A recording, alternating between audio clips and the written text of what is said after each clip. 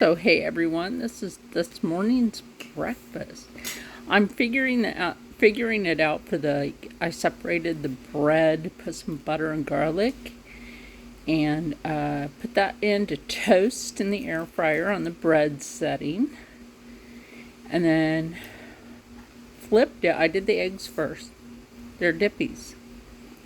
And then I did the bread, and then I pulled it, flipped it, put the stuff on there.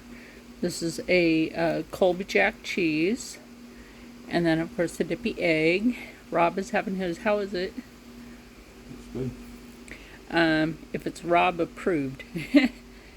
He used to be real picky, but yeah.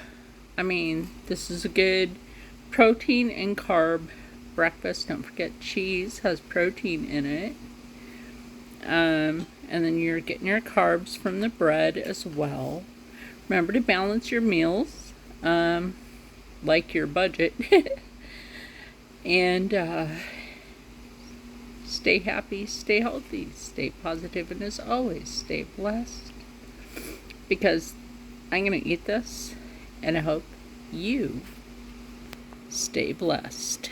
And have a fabulous weekend. Because everybody was working for the weekend.